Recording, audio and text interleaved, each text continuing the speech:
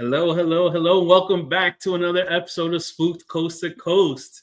How do you guys like that? We're fancy now. We're fancy individuals. We have a countdown and everything now. I need you guys to tell me if you could have heard me saying anything during that countdown, because it said our mics were muted, but I don't know. Look. I couldn't hear anybody. I can't hear anybody either. I just hear spirits. Well, give us the lottery numbers. What's up, everybody? Well, I want to say Coco. Welcome to the Cocos, Welcome to Todd the and Cocos. Carmela. Welcome. We have Jesse here. Welcome, Yvette. Yeah, welcome everybody to the show today. So, some of the best things about the show, like I've been saying a bunch of times, getting to meet brand new folks. And I would say what makes it the experience even better is when folks want to come back and shoot the shit with us again. So that's what we have going on this evening. We have What's up, Jesse? a fan favorite, Michael. Welcome back, Michael. Hi, guys. Cody, that's been with us before too, as well. Cory. So, Hi, everyone. We're so close. It's so Today? normal. It happens all the time. Today you're Cody. What's up, Cody? Take it. you just have to go with it for the rest of the show. You messed up. You're going to have to spend the whole show trying to make up for that. All right, goodbye, everybody. Let's do it. Try again. Take 12. Welcome everyone back to another episode of Spook. What's up, Cheaty? Hey, Limestone. We have Limestone here. Welcome. Hey, Limestone. I was just watching your video. I had to finish it after. Yeah, me too. I got a whole Lisa, damn list to go through. Well, in the comments, I need you guys' opinion. Jenny just did her hair. How did it come out? Give a thumbs up. Better than mine. You never hide anything. just I can't just sit here and have like new hair. Oh, I need everybody to give a thumbs up. No, That's thank what you. I need. Oh, Lord. Thank you very much, guys. Hey, she has hair. Yes. At least I can't say the same thing. I modeled mine after the $100 bill. Do you kind of notice the similarity? Oh, I see it. I see it. I like the fashion. Nice. Yes. She looks good. I think she looks really pretty. Thank you. It was a long overdue deal. You know, I thought about doing light so you can hide my grays, but yeah, I just don't like sitting there. Since I've had very blonde hair. Yeah. So, Joy, who do we? No, well, we already said who we have on. You know, we didn't do any of our intro the way you're supposed No. to. Oh, This all right, go ahead. countdown has fucked us up, guys. Take it away, Margo. Even though you did already. Are we live? Yeah, we've been live, boy. What's up, Catching Right, Spirit? It's just one of those days. Who else? So- wait, Michael Hanna, come back. I'll be back in a minute. I messed up. I'll be right back. Okay, Michael did a disappearing trick. I'm gonna put it on mute just in case. We need a just like Cory's inspiration. Kind of reminds me of like Harry Potter vibes in the background. Need to do some. So, well, I want. How many places have you guys been to now together? You would say, thank you, my dear. I guess since you first met up. So Michael and Cory and I have investigated twice. Mm-hmm. Is Michael gone? Wait a minute. No, he's coming back. Oh, he's coming back. Okay, sorry. I'm like, and then Cory and I. God, how many investigations, Cory, have we done? Oh my. Since I met Jen and Mondo, I think. Oh my god. I think like 3 or 4 times, right? Yeah, it's been a lot. More than that. Probably more than that. Because Jenny. we do stuff like we did stuff when I was at the museum, and we've done stuff outside of that. And Yeah. I don't even know. Well, yeah, including the outside stuff, like say like the park and Yeah. cemetery, stuff like that. Yeah, you guys been out quite a bit. We try. That's good. Good. Where is Yeah, we usually, and most of the time, sometimes it's last minute shit. We'll text each other like a couple hours before Mhm. and be like, "Hey, What you up to? yeah, want to go speak to some spirits? yeah, pretty much." I think So- one of my favorite times was at the Patterson house, though. With our last time at the Patterson Yeah, house, that was Cory. Oh my god, the one I showed you the clip of, Jen, where I freaking got I get spooked back by on? headlights. fun. Oh yeah. Mm. That was the best. Michael, you back? You're back. Michael, I'm back. he's back. I'm outer Are you space. good? Yes, I'm back. Sorry. Okay. No good. problem. This is Uh, all. I guess I'm having the hurricane. I don't know. I'm losing you guys. Today's just one of those off days, I think, for all of us. We're just kind of like, yeah. I know. I've We're been just looking here. forward to being on. So this is Yeah. kind of unusual that I'm going off. So Yvette how said is- that she So are loves you your guys done? I've been gone for 5 minutes. Are you done already? I mean, what happened? Yeah, we're I wrapping know. up. Aw. We're gonna go get dinner now. Yeah, All right, that's right, cool. yeah. I got laundry to fold. I haven't even did my first load. And Michael, Yvette says she loves your background. Oh, okay. Yeah, it's cool. Yay. What is it? Oh, I can see it now. It took me a bit. It was like bird. I can see it. I can see it. Is it What's coming? It's is it Celtic? I don't even know. Are you looking behind me? Yeah. Oh yeah, it's definitely Celtic. I'm sorry, I didn't know what you were talking about. Michael. Yeah, it's the goddesses. It's Mother Maiden Crone. It's the triple, the whatever you want to call it. And then it's all Celtic. Yes, definitely. Michael, was it a You know, Hey, watch that. That's how I lost my hair. do you want to know how I was over your knew? head? Yes. No, I didn't hear you. I'm sorry. Yeah, it's Celtic, definitely. It's definitely Mother Maiden Crone, very Wiccan, whatever. Very See, hectic. I told y'all it's just one of those days we're just kind of Oh, like, man. okay, Yeah. how you doing? Nice. Yeah, Bear with us. Sorry. This is a kooky episode today. yeah. I love it. So what are we talking about here? What's going on? So I was asking earlier, since we've all, I mean, we haven't met you in person, but since you guys have gotten together and met, and throughout this whole year, how many times have you guys been out investigating together? Even if it's like not even a location, maybe like the park or whatever, because Well, or cemetery, stuff like that. I think Cory's been with him a lot more than I have. I've only been with him a couple of times. So So what was that place that you guys, which I thought it was really good, that place that, damn, what was that? The Was bunker? it a playhouse or someplace? What was the places you've been together? The actual locations? There was one that looked like under. Remember? Oh, the Oh, bunker. the bunker. the last one, that was the bunker. Yeah, Yes. that was interesting. I actually, after that particular investigation, I went home and did a lot of research on that area. Found out so many things I had no idea about.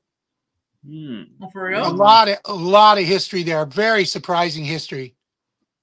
I don't even think you told me about it.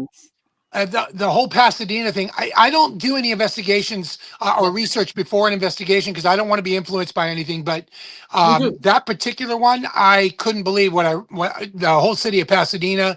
There's there was a whole underground catacombs area that I had no idea anything about. Yeah. Crazy stuff. They say that it has it's like a Bermuda Triangle. There's it's like certain points of Pasadena are shaped into a triangle. That I don't know. I don't know what it means. I was just reading about the people that because it was an old bank vault, you remember, and the city was built when they're redoing the city, like when they tear up an old building, they're finding a lot of evidence underneath the buildings now, and I was kind of surprised because they found 36 bodies underneath the city years later, even after the bank was robbed. They found those 3 guys that robbed the bank under there. So. Oh, they did find them. Yeah, they found their bodies under there, plus a lot of others. And I was like, what? Because, that's crazy stuff. I mean, I knew they escaped into the wall. Is where they found it? The guy? Was that? The same place where you guys were at is where they found it? Oh. Yes. There was It was section of the like wall. they went into the wall. Yeah. They went into the wall and disappeared. And then they never saw him again until many years later. They got lost. Yeah, there was you could tell that one part of the wall, Cory was saying, it looks like they added bricks to cover that. Right. So that you could access it. Attached it. And then of course Joey was like, you can't get in there. And Yeah. she's like, no. Yeah, because it's That's my first thought is you if see the it has- original. Yeah, you see the original bank vault and you see a hole in the wall and you're like, okay, whatever. But we were getting so much contact and so much, Yeah. feedback from the spirits in the area that at the night that we were there. But I did more research after I left because, like I said, I don't like to know too much beforehand. Oh wow, that Who- is Whitney? really cool. Who's on? What? James crossed the line. Oh, hey, paranormal. James. I'm like, hi, I'm in New York. Hi. We haven't yeah, heard that. my first thing with any haunted or really any abandoned or any place that literally has a sign that says don't go here, or there's like a rope or something, I'm like, I want to go there. This is Cory. I think that's what people I should wanna do. go. They should like not put ropes or any of that shit because they'll be like, I don't care. Right. Yeah. It's like the more you see that, the more like I want to go there. Yeah. Ah. Yeah. To me, I don't know. I'd just be trying to stick some equipment in there or whatever. I'm like, Oh, we I went kind of to- don't pay attention. I just kind of walk over the rope, not even looking at it because I'm just so locked in, I just don't pay attention. I just go where you guys tell me to go. Go over there and I walk over there, Well, see, So you what- can blame it on the spirits. You're talking to the spirits, so you're not even Yeah, paying attention to where you're going. I'm not focused on what's around me. Like Exactly. as far as, it's kind of like I'm in two separate areas at the same time. So it's like I'm locked in with the living, but also kind of locked in on the other side. And so for me, it's kind of like just walking around and just picking up whatever I can. Daydreaming while I'm walking. I don't know how to explain it any differently. Yeah, that makes sense. so Cory, is did that you like that for both you? feel something in the bunker? Say that again. Did you both feel something like in a bunker? Like you guys have like Oh, there was quite a bit of energy down there. Yeah, we were like we were describing the like the female figure, like the younger, like middle-aged, not middle-aged, but younger than middle-aged woman who was just there, kind of describing her attire and her how she was presenting herself. And then there was a kid too. Yeah. that a child. Yeah, it's been a while, so I'm trying to like remember exactly what we figured out there or found out there. Yeah. The thing was that the area that we were in, there was residual energy or whatever you want to call it, but it kind of, I think a lot of it went into the wall and we were bringing some of it through, but there's probably so much more as you go in further, but we weren't allowed to. Joy, was that the place that I was like, it felt like heavy there? I just remember seeing like pipes or some shit. It looked like if you were like in a basement or something. Yeah. It is in a basement, yes. Probably. Yeah, And probably. then there were like Oh yeah, mannequins dressed like too. post-apocalyptic mannequins in the corners. Yeah. No, it was true. We had people in gas masks and stuff down there and Turn the corner and there's a scary figure standing in the Yeah.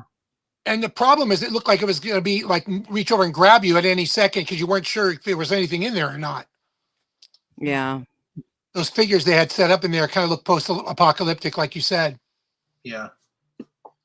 It's crazy. But yeah, all brick under there. If you could picture that, like when you go down into an old basement, it's all brick. It was very, very old, like, it looked like it was built 200 years ago or 150 years ago, I just wish we had more time. It was very brief. Yeah, it was super pricey, but you only get so much time. If I could afford more, we would have been there at least 3-4 hours. Right. I can understand like wanting to make money off of something, but like minimalists, like minimize that a little bit, like take care of your electricity or whatever. But that's like exposure for your business or your. That's what I was thinking. Whatever. Yeah. I hate it because everyone's like, oh, everybody wants to come here, so we're gonna make it $200 an hour or make a huge profit off of it. Like, they could have done, she could have done something like that and used us as an advertisement, more or less. Yeah, I think she did with, she did. She gave you a discount, and I don't think it turned out in her favor, so that's why she's like maybe put a price on it now. I think I don't know if she got to investigate there free at one point for exposure and it didn't work out, so then she started other investigation groups, other paranormal groups that go into places sometimes are very disrespectful and they don't realize what they're doing and it kind of messes it up for future things. Yeah, I don't know. So I don't know. It was a cool location. If I could afford to go back, I would definitely go back because it was pretty cool. Yeah. Yeah. The one we just did recently, the one at the park, was very good, I thought. Yeah, that was cool. Yeah, we Let's met. talk about that. That one was a lot different. That one affected me pretty good, I think. I don't know about you, Cory, but I was hit by that one pretty hard. Yeah, and I feel like the feelings that we were both feeling and like the areas that we were drawn to or wanted to be drawn to, they were like significant in some way. The thing was, when we first stepped up, you and I both pointed in the same direction, and they took us in another direction. Damn, Yeah. Joy and Joey. They Oh, took us in a different yeah. direction. They're like, go over here. We're like, no, we're supposed to be over here. But we eventually came back around to where we were supposed to be. But the whole area was pretty haunted, I guess. Well, something took you way out the way, Michael. Something drew you like way I opposite way. was stumble drunk. I swear to God, it was like I felt like I was drugged. There was so many different feelings going through me that night. It wasn't even funny. It was amazing. You know, Yeah. the thing I found one of the things I found very interesting was we went over to the carousel. There was a carousel there apparently that Walt Disney had visited multiple times with his daughter or something. But there was electronic equipment set up around the carousel. There's a fence around it, but there was electronic equipment set up on the outside of it so that we could, sense the presence of something. But I thought it was interesting because the people that were there before said that their stuff was knocked off the wall. And when I walked over there, I realized that the person or the entity, I guess is the choice of words, that was doing this was very short. We found out it was a little girl. She couldn't talk or reach the electronics, so she knocked it off the wall. Yeah. Wow. So And I then said to them, communicated with it when it was lower. yeah, she knocked it off the wall. I said, she knocked off, everybody move your equipment lower. And when we did that, we started picking up signals. Oh yeah, the people that we met. Yeah. Yeah. Yeah. But I mean, we moved all of our equipment down at like child level, and it started to come to us more. Yeah. Right. Yeah. Thought that was pretty cool. That is When we were there, we were investigating, and this a group of people came up to us, and they were telling us before, they were telling us they put cat balls on these pillars, and one of them got knocked off. So if we wanted to go over there to see if we, what happened again, so we went back because we were over there before we moved to a different spot. Mm-hmm. We didn't get really nothing, and then we moved to a different spot, and then they went over there, and they had that experience, so they came and But yeah, you're right. When you told us to put it down more, it worked better. The thing is, I think Cory was feeling the same thing I was feeling. It was kind of like multiple entities, kind of like all over the place, and you didn't know who to focus on. Yeah, it was a lot. It's like pick me. It's like okay, hang on. So I just felt like there was a lot of different energies floating through there, a lot of history layers, and so it kind of like it was a little confusing because you weren't sure who to focus on. Right. Yeah. No, I totally agree, and it makes it even doubly difficult because that area of LA County is so just historical. Like the land itself is so historic. I always talk about this with Joy and other people, and I'm always like, I'm from the East Coast, so it's a whole different vibe. But when on the West Coast, like I don't discredit the West Coast. It's kind of scary. There's like different layers to the West Coast. Come on. This is just my theory, Cory. This is a theory, Cory. I've never talked to you about this, but when you say layers, it's very interesting because a lot of history in California, especially, was covered up. They covered up with concrete and buildings and things. Back east, I don't want to use the word more respectful, but it's more their history is out in the open. Right. And it's different. Like when you go to Boston, you're walking down the streets and you feel like you're still there in the Revolutionary time. Yeah. Whereas here, you've got to dig down 10 feet to find the Revolution. So you have to dig down to find. It's kind of weird, layers to find the original street. Right, it's layers, and so you're getting layers of history. And yes, you're 100% correct. I'm from the East Coast as well, or East End. Yeah, I'm from Pennsylvania actually, and you get a lot of that. You get the histories right out in the open. Gettysburg, Philadelphia, that whole area. It's loaded with a lot of history right there. Whereas here, you to tell us that. Well, I know. What the heck? Well, you have to bring me on the show more often. Anyways, Michael Hanna. Yeah, really. But it's like when I found out Wyatt Earp's buried underneath the streets of LA, I'm thinking, oh, okay. Oh, I ain't digging down there, but he's there. So stuff like that. So you'll sense it as a medium or a psychic, whatever, but you don't know why you're not sensing it right out in the open like we have back on the East Coast. Right. Yeah, I feel that a lot here, but also it just like I don't know what it is. I don't know. I don't know if I'm just used to the East Coast and because I grew up really close to Gettysburg. I don't know if I'm just so used to it over there, but here particularly it just feels like again like the layers that like weigh down on you as a sensitive person going somewhere in LA. It's different vibe. It's a very different vibe. And like, is it's it more just angry? Like, how would you describe it? no, I don't think emotional. I don't think No. there's like an emotion to describe what I'm thinking. It's like I don't know, like the controversies around like the celebrity deaths back in the day, or like how people like the different like the different organizations of people. I don't really want to get into that because it's a little wild to talk You about. consider it just like dark? To me, it's like a darker energy. Yes, That's the I word. didn't really want to say that, but that's exactly, for That's lack the of a word. better word, that is kind of how the vibe I get when I'm in. I Like, think the reason why, well, this is just a theory. It's always a theory when it comes to this. I always guess, but I think a lot of it has to do with people masking, so to speak, no pun intended, but masking their true identities when they were alive. Yeah. Most of them that passed away had so much history that they didn't let the public know about. right. And so you would talk about a celebrity death and you find out afterwards all this history or some of their background and you're going, I had no idea. And so Right. that went with them to the grave, so to speak. It's because it was Hollywood. You have to cover up, you know. But That- a lot of that's people here, what it does. a lot of people here on the West Coast, it's very much a facade. It's very much, you know, fake, whatever you call it, a faux mask. And Right. so you hide who your true self is, you know, and so to speak, coming out for any choice of words is not something they do in their lifetime. And so now it's coming out and you're going, oh, this was a lot darker than I thought. When just as little as like changing your name just Right. because it didn't sound right. Right. Yeah, Like, I have a friend who changed his name that's because he didn't like it. The smallest little hiding yourself. Because you're not being true to yourself. Right. That's Maybe pretty much what what it is. Maybe that's That what was my theory. I don't know if that's what it is, but that's a theory, you know. Cory, what are you saying?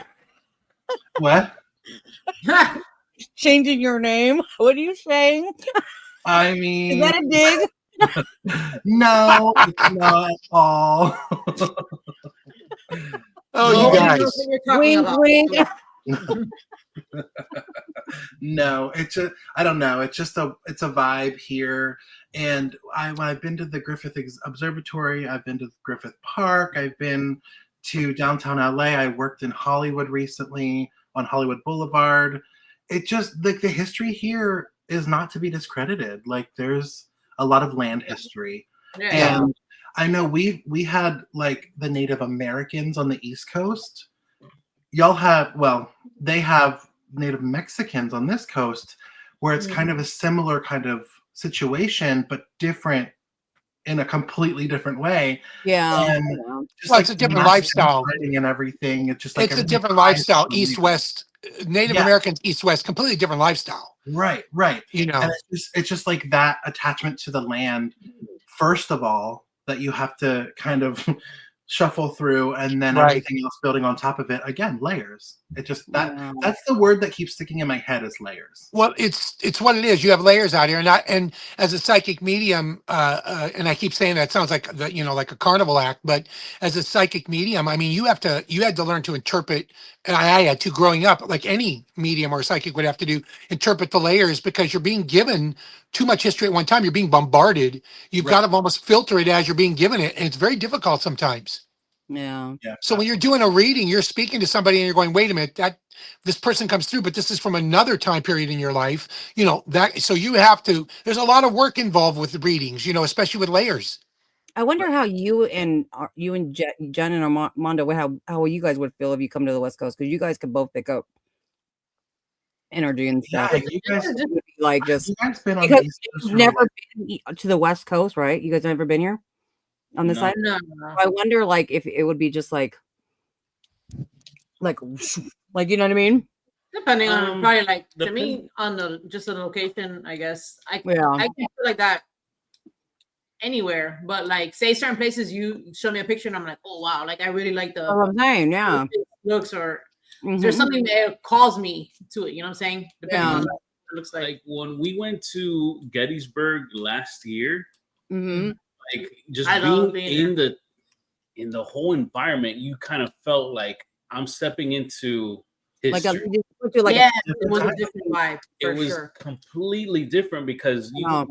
we landed in the airport. It just felt normal, but once we were getting there and driving Yeah, because through, we were in and, Baltimore. right, we were in Baltimore, uh-huh.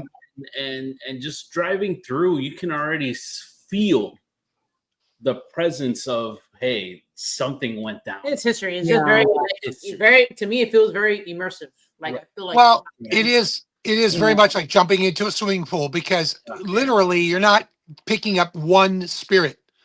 no, You're no. picking up an ambience. Personalities too, yeah. You're picking up not just multiple spirits either. You're picking up the whole energy field because you're walking into a field of soldiers that literally died there. Right. Yeah. Well, and Joy and So I were it's- talking about it last night. Gettysburg is literally the bloodiest and darkest part of the Civil War. Like Yeah. that Oh, was the absolutely. most I casualties. didn't know that, yeah. Absolutely. It's just- Both sides. Some of the pictures that come out of there are phenomenal. it's Yeah. wild, It's right? crazy. It- Like, it you is can't very- even believe what you're seeing. It looks fake. Like there's a man standing over there and you're like, huh? And you look and you can completely see it. Right. Right, yeah. You know, in- it's very, in it's uniform. amazing. Okay, so Michael, how long have you been on the West Coast? About 10 minutes. No, Me too. I've been out here most of my life, but because I travel as an entertainer years ago, I Yeah. traveled back and forth all over the place. But generally, I've been out here most of my life. Yeah. So But when you I'm a big history person, and I love the whole PA history, Pennsylvania history. I just love it you and because a Cory, lot of it yeah. happened there. The New England states, yes, but a lot of the wars, both Revolutionary and Civil War, happened in PA. That's Well, right. there's Just part talking of about this my- yesterday. We did. And my parents, side note to get like the whole Gettysburg Civil War thing, my parents live on 20 acres of land that's just surrounded by woods. And part of their property was a hospital camp for Civil War soldiers when they passed through that area of York, where I'm from. So my dad has like gone through and found like old bottles and buttons Sure. and things like that. Sure.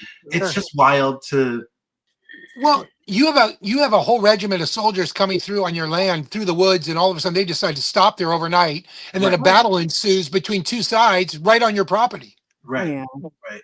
It's crazy. We do have a question from Todd and Carmela. Yeah, I The see that. Cocos, so we have Hi, Todd and Carmela. They're actually, we met them for the first time in person Mhm. at the Gettysburg Bash last year. Yes. Awesome. Todd and Carmela and Jenny as well, amazing friends.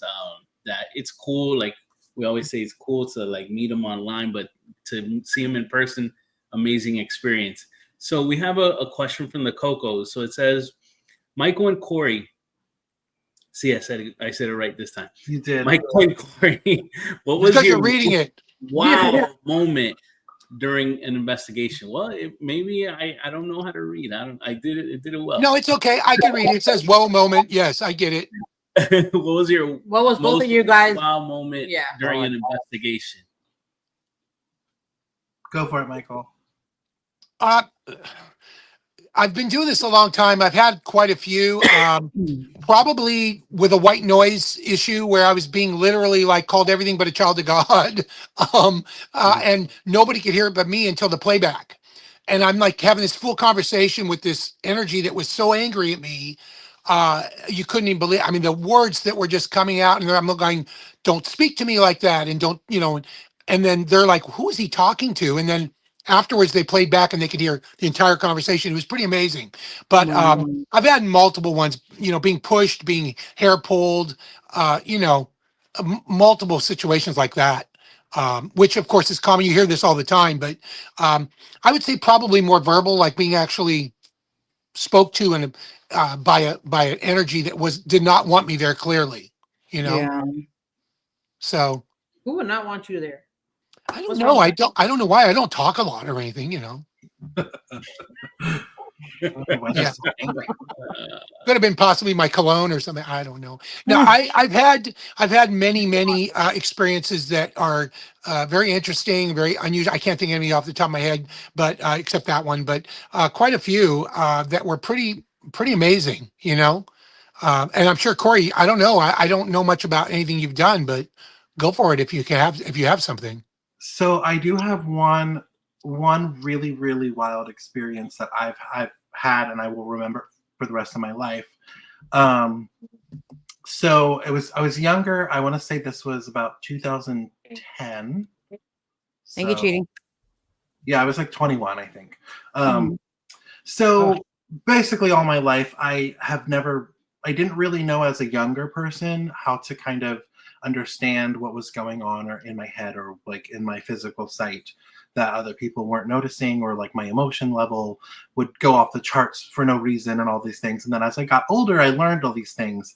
So in the process of developing an understanding for the paranormal and the abilities that I have, I try not to pinpoint the things or call myself anything because I'm still figuring it out, honestly. Yeah.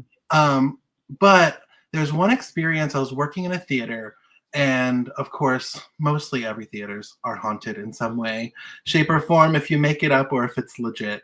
But there's a theater that I was working in on older ground. The area has been here for a long time. They built the theater on top of it, XYZ. We did a bunch of shows there. One night we decided to go in and have a paranormal investigation. My sister was actually with us as well because the whole paranormal group got together, and then friends in the theater, we all kind of did it together to show them how an investigation goes. And we're upstairs in the costume loft area. And this was like a huge turning point for me as a sensitive individual, where the leader at the time of our ghost group asked if I wanted to sit in the costume area with my sister, and I think there was like one other person with us, and just kind of like close my eyes, breathe it out, trying to feel it out, see what I felt, see what I could hear or feel or sense or whatever. And then his friend is also a clairvoyant psychic medium who was kind of helping me understand all of this as I was getting to that point.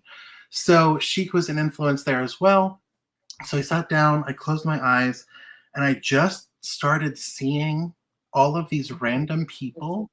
I can describe to you a handful of their outfits and what they look like and what their faces look like. I remember this. It's so ingrained in my head. It was kind of really scary because if you've ever seen the movie 13 Ghosts, at the end of that movie, when the son and daughter were sitting in the middle of the circle and the circle of the 13 ghosts were surrounding them holding hands. It wasn't that, because that's very specific and that's very specific style entities from that movie that were created in Hollywood. But it was similar to that. I think my brain was kind of giving myself some sort of connection of, I guess, a way to see them. I don't know. I'm still trying to figure that out. But I basically kept seeing random people starting to pop up all around me. Got super overwhelmed and emotional. Could not stop. Started hyperventilating. Kind of was like not even here. I don't know if I was astral projecting in some sort of form, which I have done in the past, which is very wild. But my sister, it took her a good 15 minutes to like get me out of that. Oh wow. So, like, I was fully consumed. I don't know if there was other things going on at that time in my life personally, because that was so long ago. Yeah. But because that also can be a huge trigger for me with the paranormal, is if I have some things going on and I'm already kind of racing in my mind, or I'm emotional about something else. It's being very vulnerable and opening myself up even more. But that was one of the most creepy experiences for me personally, because they were all just popping up and they would just like move closer and closer into me. Oh hell no. Did you feel any like contact or anything? No physical contact. Just that sensation of them just moving closer and closer and seeing them move closer and closer, almost kind of like in a floaty sense, not walking. I was just I get about it. to ask you that. Yeah, were they Very walking? ethereal, yeah. It was just very like floating toward me closer and closer. Not as if they wanted to harm me in any way or No, thank you. No, Yeah. exactly. No. I'm like No. tears running down my face. I'm all emotional. It's a hot mess. Yeah. And my When you're sister had to physically shake me and bring me out of it. When you're talking about them floating to you, I'm envisioning these things fucking coming towards It's you. exactly what you're seeing in your Oh head. yeah, like a scary movie. It's exactly what you're seeing in your head. I've been, you know, like I said, hair pulled, whatever. I think the worst physical contact I had was, so you weren't getting physical contact, but I walked into a room where I got hit in the stomach and actually doubled up. I actually felt the fist hit me and doubled up. I've had a few, I got bit and didn't feel it until afterwards. I looked and you can actually see on my arm a physical bite, like a human bite mark on my arm. Those kind of things don't happen to me very often because I'm very protected and I get really pissed off. Don't get me wrong, but I start yelling and they back off quickly. But I don't put up with that stuff. Right. But I have been surprised where I wasn't paying attention and got sucker punched, literally. Sucker punched. Crazy. So, Schizophrenia. yeah. No, So, somebody yeah. said he sounds like schizophrenia. I hope you're not trying to be a douche. Yeah, pretty bad. We don't do that on this chat. Who said that? You don't want me to talk on this channel. Yeah, don't play. We don't play that over here. Do we have somebody doing a little troll on us? I for the first time. Yeah, he needs to. Interesting. Yeah. We all Yeah, go. anyways, yeah, sometimes. you know, like I said, I've had many experiences, some physical, mostly connected mind-wise, of course, like yours, which you're envisioning, nobody else is seeing, but you're feeling, and it does affect you physically. I mean, like you said, you were feeling very emotional, very sweaty, whatever you want to call it. Your breath, you know, you can't breathe, things like that. That happens quite a bit with psychics, you know, or mediums, because they are feeling like the night we went to the park, I literally felt drugged. And when I got to that tree, felt like I was literally like choking. I had no idea that somebody was hanging there, but yeah, that's what I was feeling. And then come to find out, that's the case. Right. But I had no idea. Yeah, I didn't either. You know, I just know what I'm feeling at the time. And then I convey that to the people that are with me, and then they can hopefully confirm the story because they know the history. I don't. You know, I was in 𝗟𝗶𝗸𝗘 at the hotel there, you know, the tavern, and I was laying in bed and I was wondering why all these people were laying around me, but they were wet. And I kept asking, what is going on here? And finally, the guy that was with me said, do you want to know? And of course, I always say yes, of course. Come to find out that the dam, there was a dam there that had broken 1923 or something. And all the people that had drowned were brought to that particular building and laid out. So they were all dead, but they were still wet. So I was wondering why I was seeing all these bodies that were soaking wet. So I got the story afterwards. But visually, I see a tremendous amount. I feel the energy, but I have to ask questions just like anybody else. Yeah. That's why you definitely want to know what the information you're getting is, and because I don't want the influence of knowing ahead of time. Like I said, it makes it a lot more valid, I guess, is a choice of words. You know, it makes it valid, makes it so that I know that I'm on the right track because I don't know ahead of time. I don't do the research until afterwards because that's when I'm curious, like what really happened there. And then I look it up on, you know, online. But generally, I don't do any of that before because that way I know I'm getting the information pure, you know, straight from them to me. Yeah. So did all of you go to that cemetery, that last one that you sent me a picture of, Joy, or no? I didn't go. No, Michael didn't go because I was scared. Why were you scared? No, I'm kidding.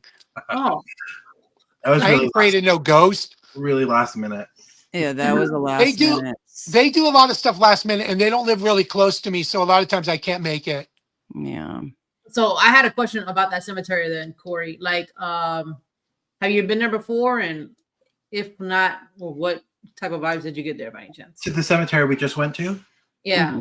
Well, I won't get into like details of how we got there, but that was a little creepier to me than the actual cemetery. I almost felt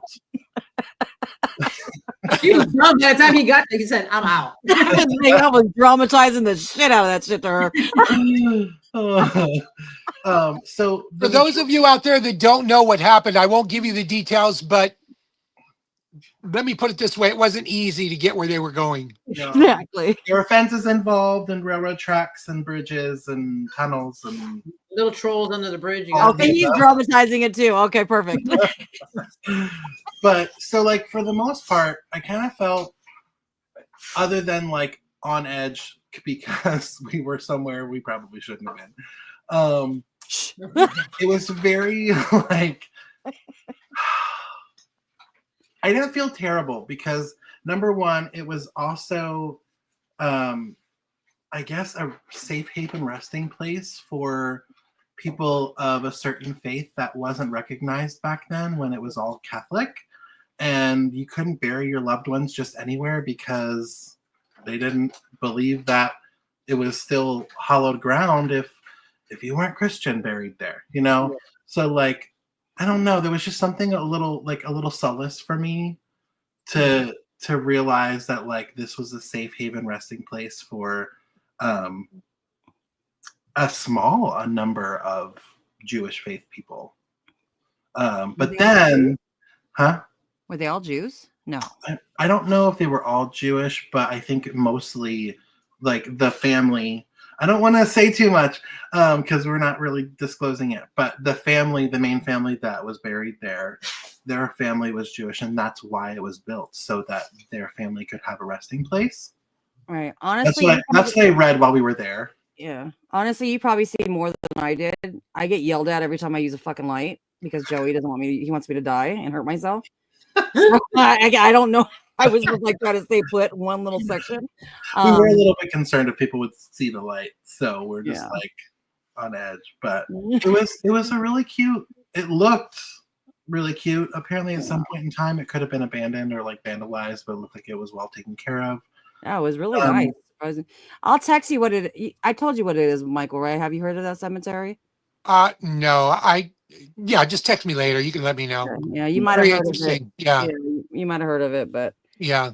See, back east, we have a lot of family plots like that, but they're in the middle of nowhere. Like you're driving down the road, and all of a sudden, there's headstones. You know, this is pretty much how it is. It's kind of like tucked. Right. It's probably from the same type of culture. It's probably East Coast culture that came out here, and they figured they could just bury somebody anywhere. Right. Yeah. But yeah, I don't know. I take like a little like solace. Wait, is that water? What? I just went away. My dog was just drinking out. Oh, okay. What the fuck is that? You being noisy. Is that a fish tank broken? A broken fish tank? I don't know. Like I feel like when I'm in a cemetery, I kind of almost feel at ease. Yeah. A lot of people say that. A lot of people that are gifted say that. I agree. There's also a lot of people that are like creeped out because it's a cemetery. I'm like, but think about it. Those people that are there, they're not sick anymore. They're not any of that. It's just mellow. Right. I feel like it's just sad. I just feel don't sad. Like loved ones go and they're just sad. But I don't. How I think of it. I don't because I see them. Well, I see them on the other side, and I see them going from being sick and not being able to walk to like being, they're dancing and they're happy. And I'm going, that's what I want my grandmother to be doing. Right. I know she wasn't doing one. I can't make a phone call right now and say, hi, how are you? But I would rather see them happy than the way they were when they were here. So, I mean, that's my opinion. Everybody would rather have them here. I understand that. But for me, my mom was 92 when she passed, and she wasn't the person I knew when she was 42. And I see her now with my dad, and I'm like, she's happy. So I'm happy. No, a lot of people feel the same way you guys do. So I'm just freaking weird when that thinks like sadness, because I mean that's my probably because I have so many people that I go visit at one place. Yeah, it is a place where people go to grieve. Yeah, so that's right for me. Right. And maybe that's what you're picking up also, is you may be picking up the energy of grievance as opposed to the people that are underground versus the people that are above ground that are grieving. Yeah, maybe. Hey, you know what I mean? Matt's home. Yay. Sorry, So, So- everybody, this is Matt. Michael. Hi. Hi. Or you can introduce him. This is Jen They're in Florida. Hi, Jen Mondo. Hey. Um, Nice to meet you. He's the Maddie's my Coco. My wonderful husband brought me Starbucks, and someone drew a cute little cat on it for me. I don't know why. So thanks, Kristen. But yeah, he wanted to join. He just got off work, so he just got home. Hi. Awesome. Thank you for being on with us. Thank you, Limestone. Yeah, because we've been on investigations too. So. Yeah. Yeah, he was just Thank you, Limestone. he was with us at the Patterson house. He was with us at the cemetery we were just talking about. Wasn't he with us at the bunker also? Yes. Yes. Yes. Yeah. Oh, you know what? I met you at the Yeah. bunker. Let's hear your thoughts on the bunker and stuff like that. How did you feel there, and how was it? I don't know if that's your first time investigating. Like, how did that everything? It was not my first time investigating, but I will say that was a pretty unique experience. I don't know how much has been talked about today about that, but it was. I think the added element of it already being an existing like themed area definitely for me personally it played into the like general spookiness of it, but it was a lot of interesting things to like see and experience and hear. A lot of different areas with various amounts of activity. I think, and generally, I mean, compared to Cory, I'm more of a novice investigator. I have been involved with like our investigations back home in Pennsylvania, a little bit, honestly, more as like an observer, and I have such a strong appreciation for it. So every time I am involved, I'm learning more and more, which is fascinating. So doing the bunker, I think, was super cool, and having Michael there, that was he gave such a unique perspective to it. Yes. Was that the first time like that type of environment wise you investigated? Because I know it's different from, let's say, like a cemetery or like a park. Theater is really cool, but in that type of environment, was that, you would say, your first time in something like that? I'd say so. Yeah, we've done some older structures, theaters, and like abandoned houses and whatnot. But yeah, that one in particular, because there was a lot of history to that. It was in Pasadena, I believe. So there's a lot, and we didn't know much about.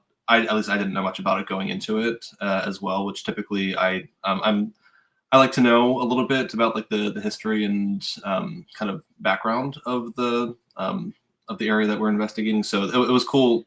It was unique going into it a little bit more blind. Do you get spooked? Yes and no.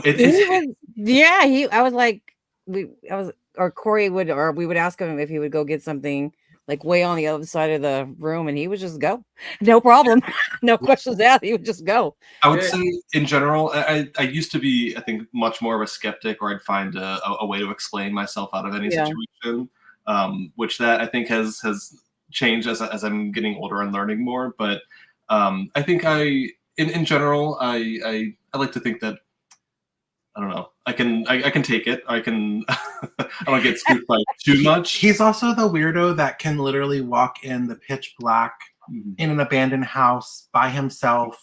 I see that. Yeah, I totally see that. Yeah. And then like come back and like walk so quietly that he freaks you out. Yeah. Yeah. Haunting Angels wants to know where the place is in Pasadena. It's in Old Town Pasadena. It's called the Bunker Experience. It's actually an escape room, so it's not. Yeah. It's not an actual bunker. It's an escape room. That's called a bunker. But when you walk in the door, you go immediately down into the cellar. Yeah. You know, it's immediately down into the atmosphere. So you're like being immersed immediately. Yeah. Yeah. I'm sure the experience or the escape game is pretty cool from. Oh, I want to do it. I definitely want to. I'll pass. And the person who does it is really nice. She was very sweet. Yeah. Yeah, she's very sweet. There was I think I seen, damn, I kind of want to say it's 𝗿𝗶𝗍𝗀𝗘. they had done a video recently, and it was, I want to say it was a funeral home or something. Oh, I would love to do It that. was something before, and now like they turned it into like an escape room, but like there was history at that building before. Uh-huh. I see a lot of these. There's another place that I'm trying to contact that's new, and I can't remember if it's in Jersey or New York. I want to say it's in Jersey. That it's an old ass house, old ass building, and they turned that into an escape room too. So they're a lot like pay attention to that, because a lot of these places are like turning old ass buildings into like escape rooms, but there's history there where you can like Right. You know what I'm saying? Right. Yeah. Right. They're pretty cool. I don't know if that. I mean, I'm assuming it does. Maybe changes the environment in a way where I don't know if that amps up the hauntings or what it does to it, but I'm sure it does something. It's got Well, to. I Yeah. feel like Anytime they go ahead, Joe. I feel like just because a place has a story doesn't mean necessarily it's haunted. Like ghosts are everywhere, right? Right. Yeah. I feel like knowing the history of a place, it gets you more pumped up. It opens you up more because you're excited. You got all these emotions, and that's what makes it more fun, and you get more activity because you yourself are already like. That's where the fun comes from. Yeah, that's where you're like. I agree. To address the thing she was just talking about, for me, like you said, ghosts are everywhere. Here's the thing. Any building, what I've seen in history or any kind of experience I've had has been based on the fact that somebody did something in the home or the building or the dwelling that has been changed. The wall was taken down, a door was broken into, whatever you want to call it. It activates the spirits. And it So brings it to life, yeah. if these escape rooms are being changed in any way, it's going to create, or I think it's going to open up the portals for these things to start happening. So I believe that what you're saying is probably true in the fact that these places that are showing up as being haunted are being created because they are just dormant normally. Yeah. But because they did changes to go in there now, make it publicly available, these spirits are not necessarily happy with that. Right. Yeah. Well, It awakens. It awakens. It activates it. Yeah. Absolutely. I believe that too. That's the reason why I think they're getting so much activity in these places. Yeah. It's just like the museum. Go ahead. The house at the museum, it's just like that. The house was moved from its original foundation or location onto an already historic area of where that museum is. So you're not only bringing possibly some spirits from the home, you're bringing spirits with you that of things that were donated to the museum. Sure. Yeah, you're like articles. Absolutely. Artifacts, articles. Yeah, absolutely. And you have a whole archive room filled with artifacts and archives, not only from the family that the house belonged to, but things that people have donated over time from that from that era. And I find that a lot of people don't realize that when they're like, they'll say, "Oh, my house has activity," and I'm like, "The house was built in 1999," and you're going, "How can that possibly be?" And then you come to find out when you ask questions and you find out they bought 33 antique chairs. Right. Okay. And you're like, okay. And my daughter plays with the Ouija board, while she's looking in the mirror saying Bloody Mary. And you're going, I think I know what the answer is, So generally I find that when you start asking questions, you start figuring out why there's activity. And one of them happens to be the renovating of houses and moving things around or adding things to them, like you're saying. Right. Yeah. That's what I feel like. I only say that because when we went to Vegas, we investigated a hotel called Binion's. If you were to walk that hotel, almost every single room, there's a note from a guest that has stayed there, that's had activity. I'm sure there's not deaths in every single room. Well, Binion's has been around since it was built in the 60s, if I remember correctly, or the late 50s. And it was one of the original hotels. There could have been definite gang ties with deaths going on in those places. It's very possible. And then we did the Circus, which, by the way, there's no such thing as room 123. So if you ever Google 123 at Circus, it doesn't exist. It's a lie. It's a lie. So whoever's making these videos of it is bullshit. I want to just say something about cemeteries to go back to that real quickly. this is just everything I talk about is theory based on what I've experienced, but it doesn't mean it's everybody. But my experience with cemeteries is I do not get much activity in a cemetery. Let me explain to you why. I get some, very little, because I believe that when a spirit or person passes, the energy wants to go back to where they came from. That's a friendly place. So like they're going to go back to their home or to where it's familiar. So the residual energy goes back there. I think that older cemeteries, for example, something that may be in PA, you know, or something even older where they're hundreds of years old, I think that the houses that they were staying in fall apart and then they go back to the cemetery to be with the body. But I don't think they're there all the time when they first start out. No. That's just a theory. I feel like I totally get what you're saying, because there are times where I've even said to Joy that I'm like, I don't feel anything right now. But I do also believe that like if you are trying to communicate with that person and they're like astrally somehow here, like you're summoning them, right? You make a like connection, sure. Yeah, you're like, oh, I'm gonna go say hi. So absolutely, absolutely. That's why when I refer to myself as a ghost magnet, it's because I'm kind of calling out, almost like astral projecting, but while I'm awake, and literally having them come to me because they're on the astral plane. You know, and that's why I say that about the building. What I said about the building, about the when you go somewhere, just because it has a story doesn't mean necessarily you're summoning whatever, you know, who's ever open to come down and it's witchcraft, it's manifesting, whatever you want to call it. That's why I said that. For it to make sense. Calling them in, yeah. To me, cemeteries are the least haunted. I think so too. For me, maybe the cemetery itself is haunted, but when you're summoning it, like the ground, whoever back, it's like you're like, people are not just there hanging out. So they're not there all the time. If the energy or the spirits crossed over years and years ago, like crossed over completely, you're not going to be able to bring them back. It's almost impossible. Really? I also think that part of me just gets a kick out of like being somewhere at night, and it's just the feeling. It gives the adrenaline. Yes, you're opening yourself up. You can Sure. You will. Yeah. The only thing that I found.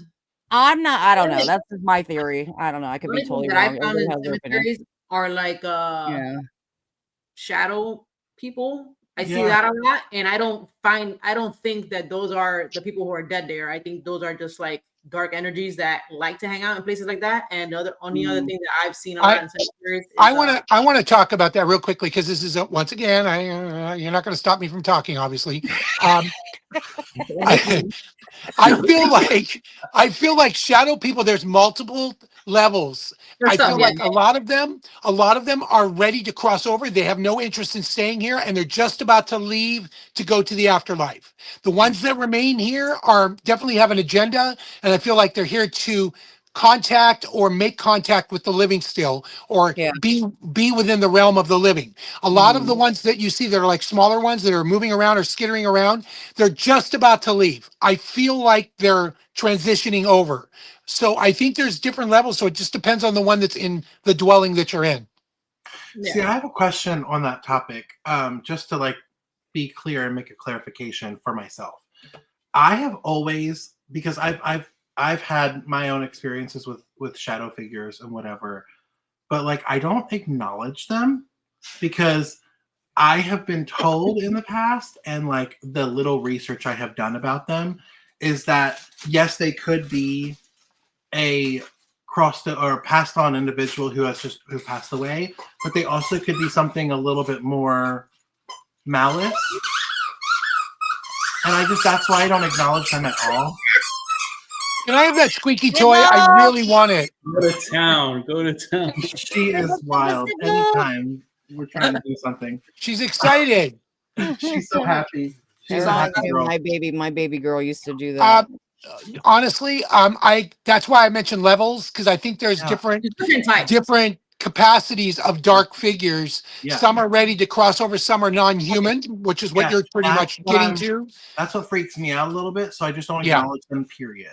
I think everyone has to take it as they get it. So if you are in contact, you have to figure it out for yourself. What is this intention of this particular dark energy or this shadow? Because it may not be somebody ready to cross over. It may be somebody who's creating issues within the area you're in. Right. So I don't know how to explain any difference. You have to kind of take them as you get them. I think to me, it's how do you feel the moment you run across that exact shadow figure or shadow person or whatever? Like, I've had shadow figures where it's literally induced fucking fear. Yeah. It was a Hatman. So, and then I've had shadow people that I've seen, and I'm just like, I'm looking at you, I'm like, okay, you know. So, like, what is the feeling you get? That should tell you, like, that should be your antenna. Like, I agree 100%. The fear factor you're referring to, it is that particular shadow figure is absorbing energy. So the more fear you throw out, the more it absorbs. right. Interesting. Okay. See, It's like a black hole. Such a blinder to them. Like I full on put up a wall and like you don't exist in my vision right now because Right. I'm not allowing that fear or that like recognition of how. So that's really interesting to think about because I've never allowed myself to. How does it make you feel in that moment? To justify how do I feel about it. Do you know what though? I think it depends. If you vibrate, so to speak, if you vibrate at a lower level, you're going to see a lot more of that. You're going to go into places where you're going to see a lot more non-human figures or non-human energies. Whereas Right. I vibrated a little bit higher level, almost like 2 up. I know that sounds really hippie, but whatever. I vibrated a couple levels up, which doesn't allow me to even make contact with those. Because I'm still connected with white light and energies around me that are protective. Those don't play a part in my world, so to speak. So for anybody that doesn't know what vibration means energy wise, how would you explain it to them? Like just their mood? Well, it's kind of hard to explain. It's kind of like you create, and it's all about energy. It's all about energy flow, and it depends on what your intentions are. My intentions aren't to be in contact with those creatures because I don't want them dictating things I do in my own life. I don't want them controlling or everybody's different. Of course, you understand that because I'm not speaking for everybody, but for me, the energy levels, there's different levels and certain people that are different. They can see spirits, which I feel are psychic mediums because they vibrate at a level where they're able to slow that down. Whereas when you say, I caught this figure out of the corner of my eye, you can't see it if you look that way. You can only see it out of the corner of your eye because when you turn your head, they're gone. So that's a vibration. Your eye is vibrating like a camera lens. It can only vibrate at a certain level. Certain people have learned with a skill to vibrate at a different level where they can actually look at the spirit and see it, which is the level that psychic mediums generally are at. They vibrate at different levels. There's higher levels, lower levels, and each one of those levels of vibration allow you to see and experience different things. Yeah. Yeah, that makes sense, Michael.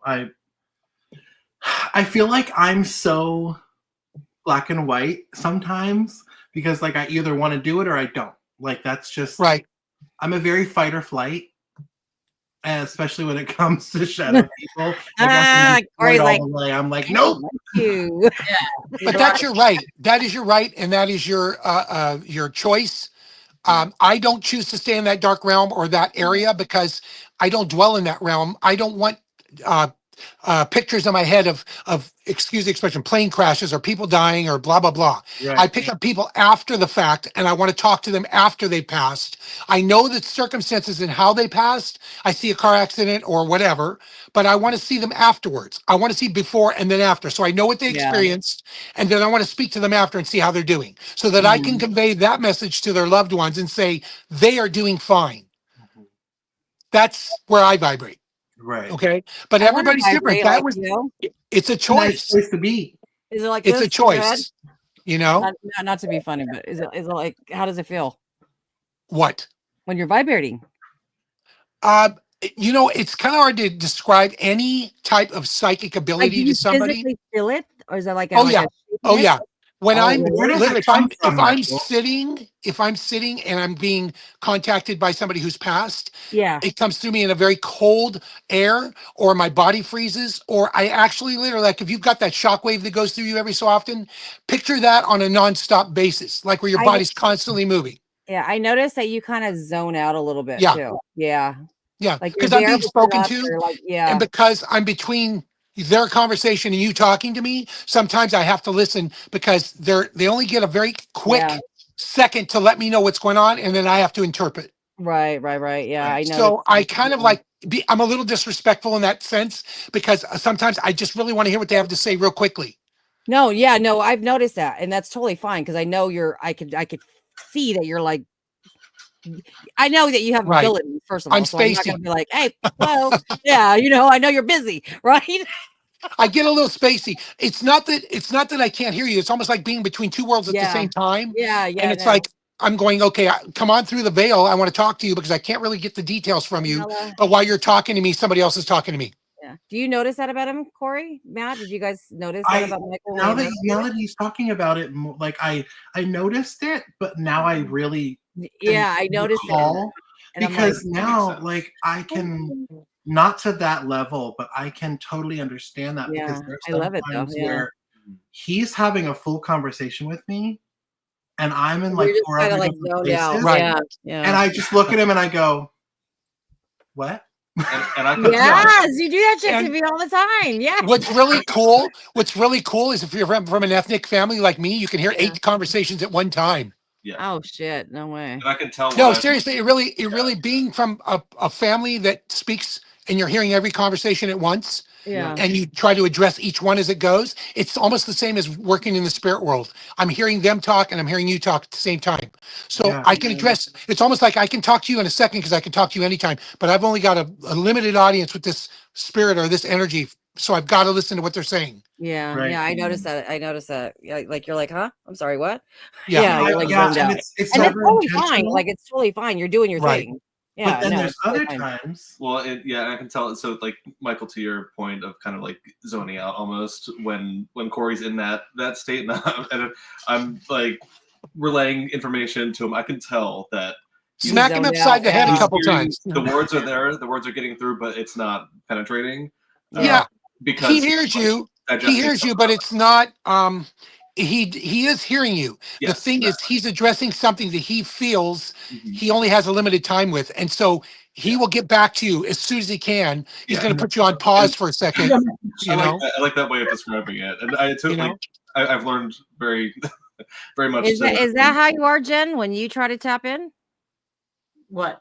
Like Mondo, do you see her like kind of zoned out a little bit? I don't notice. I kind of just I feel I can zone out on purpose, but sometimes I catch myself like I've tried to like talk to her and she was just like zoned out. No, I can never say like that's happened because she'll snap out of it really quick. Well, that's because she's doing what I'm doing. But like, you're working both sides at the same time. I completely get it. That's exactly what it is. You hear him, but right now it's kind of like you need to address whatever's you're being talked to. And yes, you are controlling it. If you're able to do that, you are controlling it. Meaning you can almost like turn it on and off at any time. Because people ask me all the time, do you ever get attachments or do you ever bring it home with you? Absolutely not. Yeah, not yet. We got to work on that. They're like, I'm not done yet. Or like whatever else is happening that I'm digesting. It's like, you're listening to me right now. He can wait. Yeah, that's funny.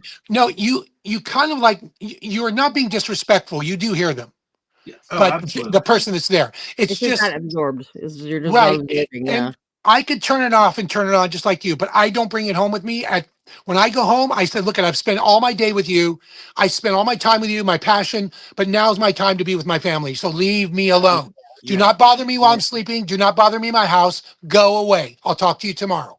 This is a really good question. Wait. So we have Jesse from Shadow Script TV. Jesse's a friend of the show. Thank you, my friend, for being on. And he asks, how do you know for sure it is who you are talking to? That's a very good question. I know my answer on that, but I'm gonna let you guys talk. For me particularly, I'm still kind of in the headspace where I overthink things.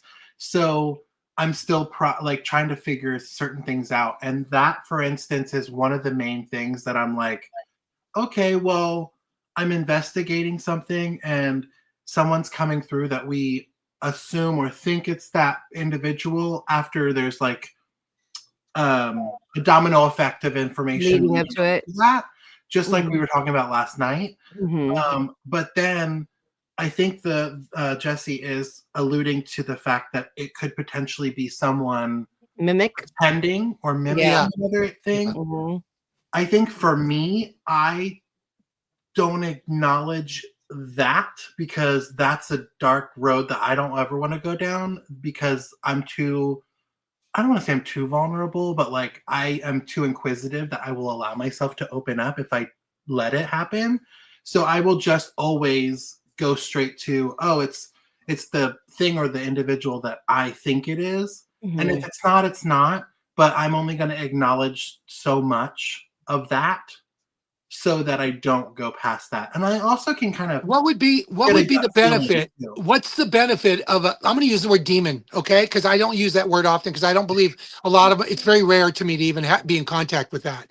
But what would be the purpose of being deceived by a spirit that is not the person you think you're talking to? What's the purpose? What's the benefit of them doing that? Right. What are they going to do? Are they going to tempt you not to be a Christian anymore or whatever? I just, to me, if I'm talking to a spirit or an energy, they're giving me details that nobody knows about except the person I'm talking to. So either they're telling me the truth and they are definitely that person, but there's no benefit otherwise because I'm giving the person in front of me good news. You know, that I am in contact with this person that said, when I come back, I'm going to give you a code word and you're going to be the only one that knows what it is. And the details of my readings are so specifically spot on. There's no reason for this person not to be talking to their loved one. Yeah. I think Jesse's comment here is kind of alluding again to the darker entity that could potentially be pretending to be something that it's right. not. Well, he's saying to watch them suffer.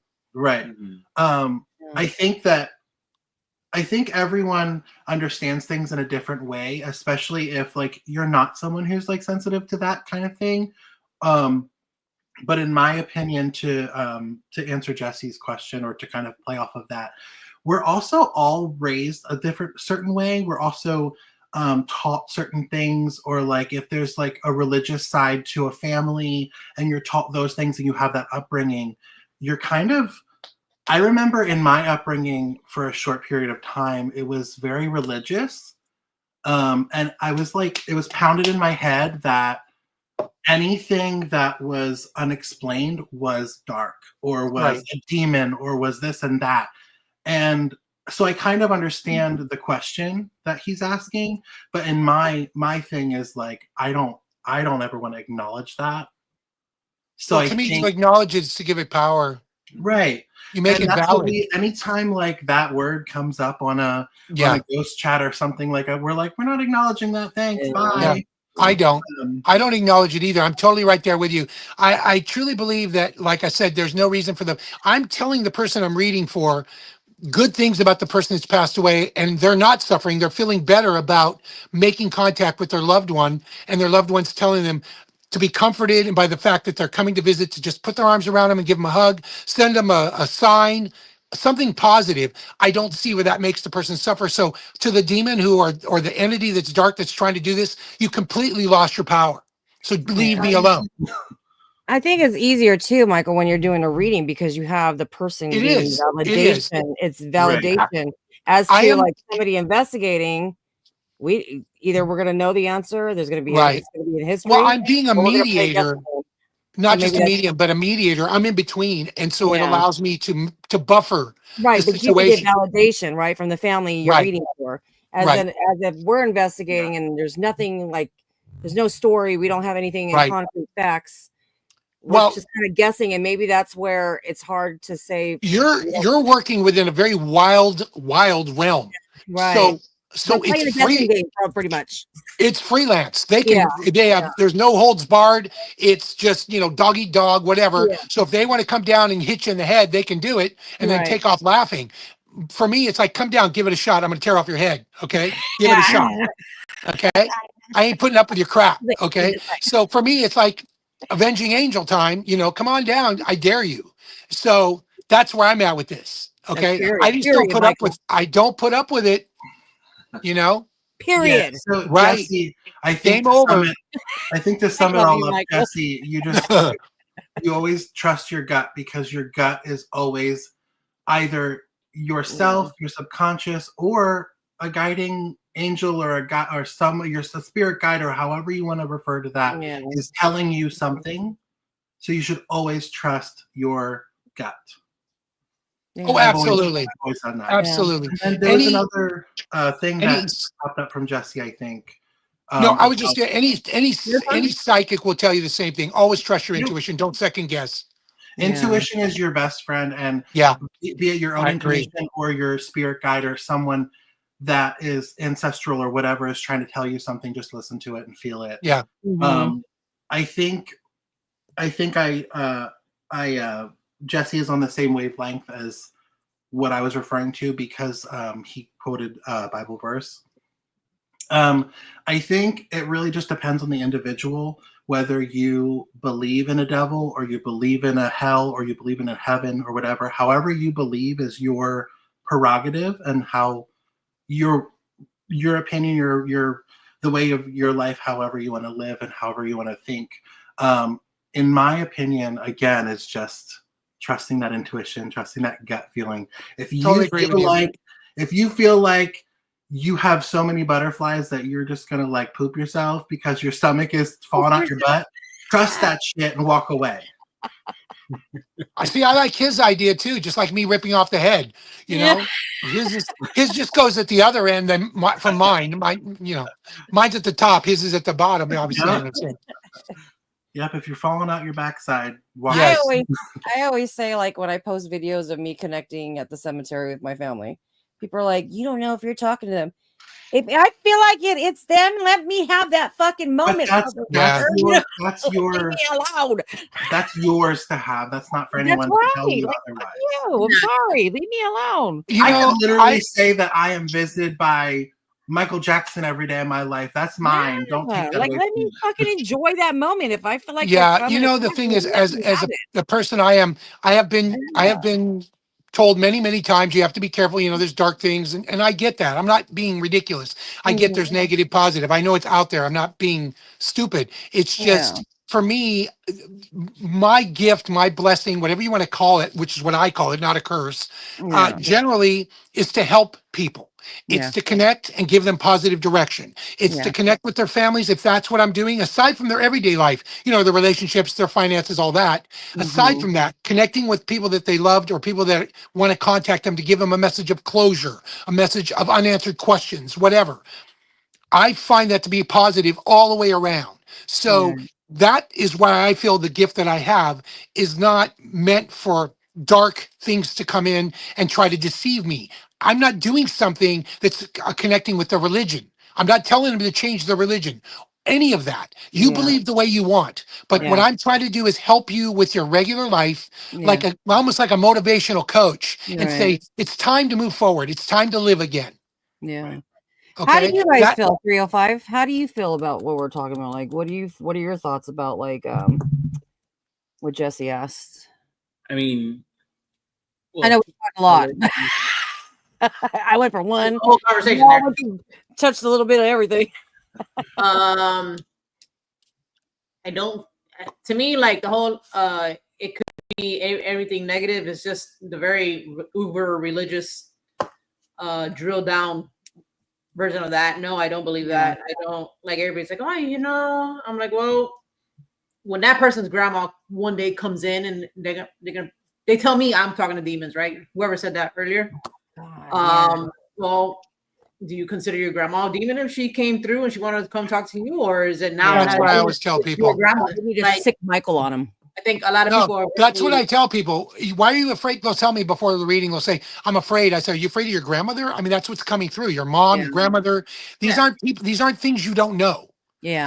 These are creatures that are people you were familiar with. Right. I don't, it's not, once again, I want to emphasize this. I'm not saying there's nothing negative out there. I'm not saying there's nothing dark out there, but I choose not to acknowledge it or validate it in my life. That's another thing too. So when you do communicate with spirit, like you're going to set out your own intention. And you, that vibration puts out that you only want to speak to like spirits of light. Right. There's people out there that choose to speak to spirits, to negative spirits, and quite a few. But, I find that most people, I'm not trying to make a blanket statement, but I find that most of those people are finding the fact that they have no power over their life, they've had no control, and they're looking to use dark energy to control others or control things around them. So it's the complete opposite of what the light is. But when you have light, you have dark, and they're both kind of there. You know, they're not one stronger than the other, but it's choices. It's free will. You make the choice which direction you want to go. Yeah. Just like the real present world.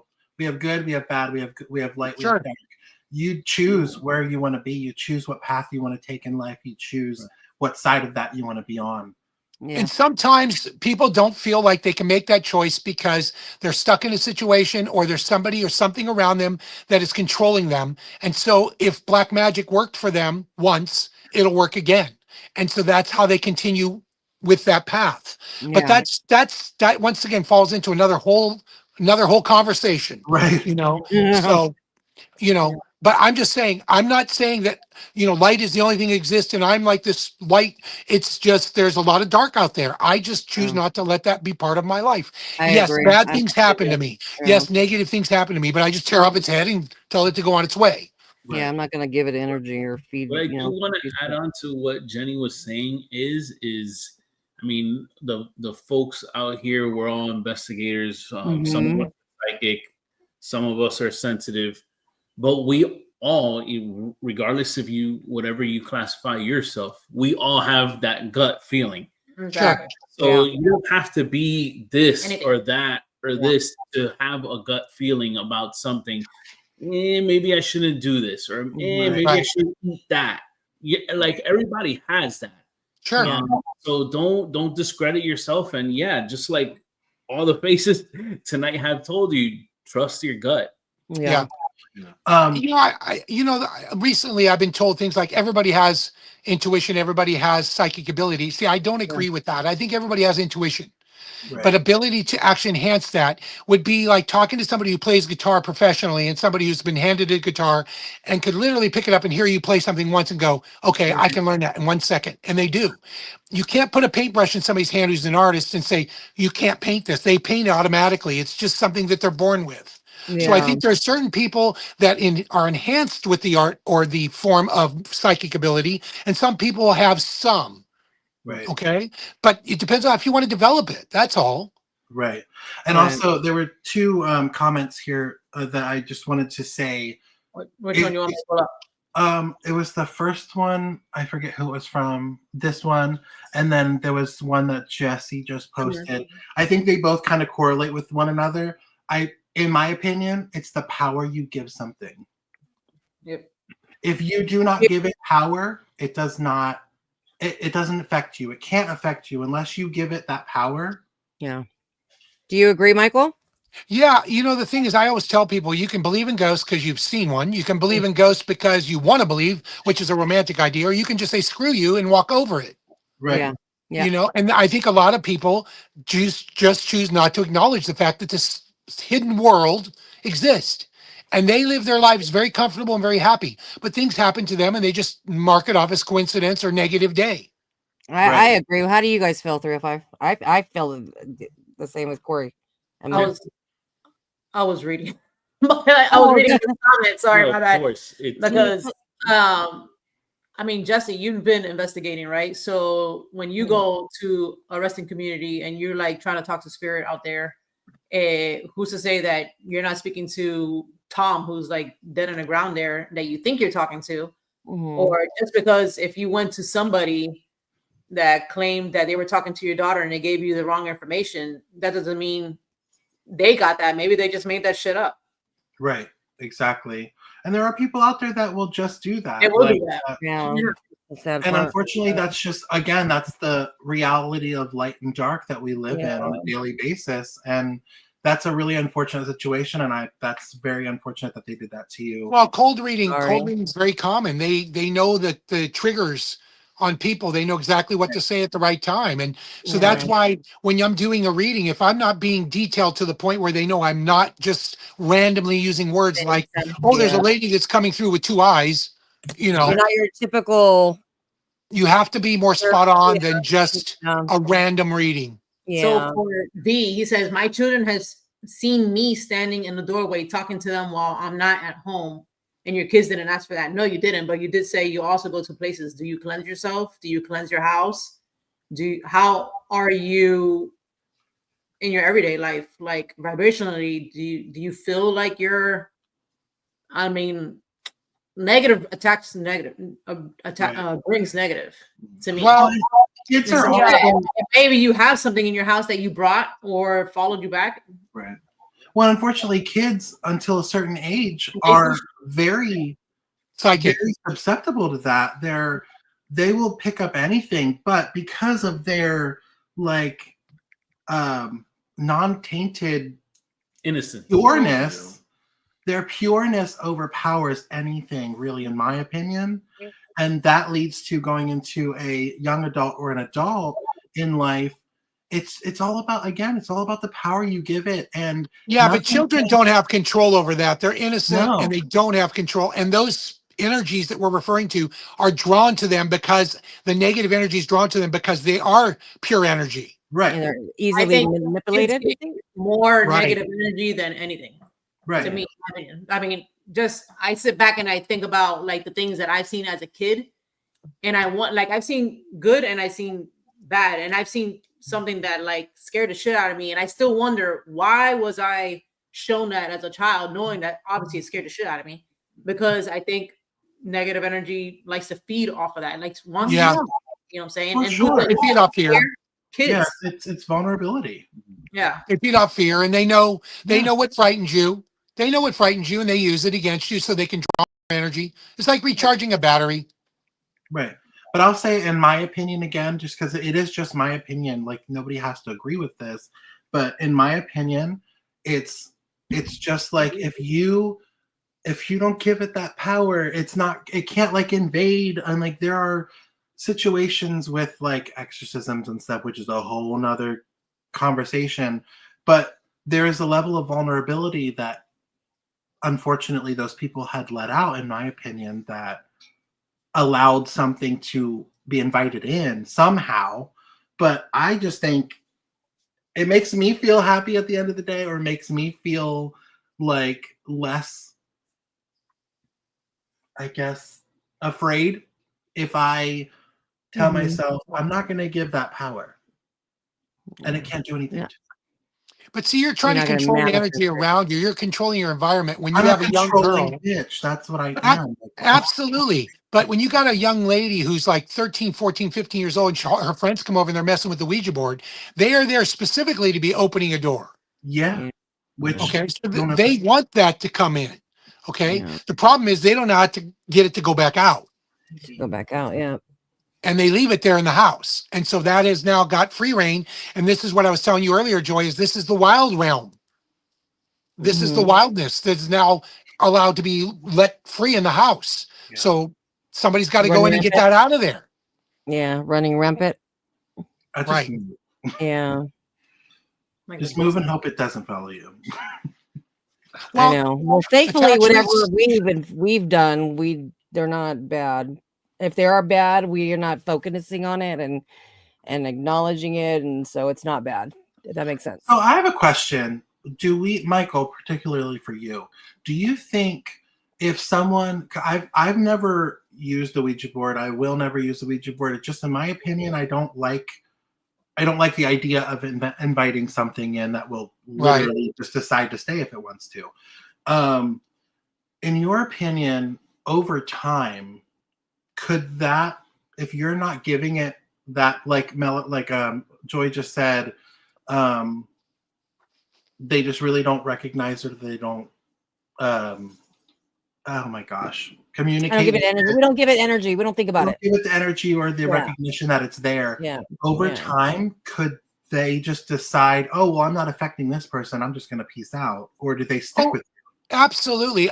For me personally, the spirit board that's been around for 1 billion years before Ouija became the name, has been around for a long, long time and been used in a lot of different mannerisms, like scrying with a crystal ball or using egg whites on water. It's the same type of thing. You're drawing in energy and whatever. Not to get into that whole story, but as they come in, if there's no validation that the spirit is meaning anything, they may not feel you're worth the time or energy, and they'll just dissipate, or they'll go somewhere else. But generally, if the spirit is like, whatever the word you want to call it, has malice in mind, or it definitely has chaos or creating negative in the household. They will try it for a while, and if it doesn't, remember I talked about somebody stepping over the ghost?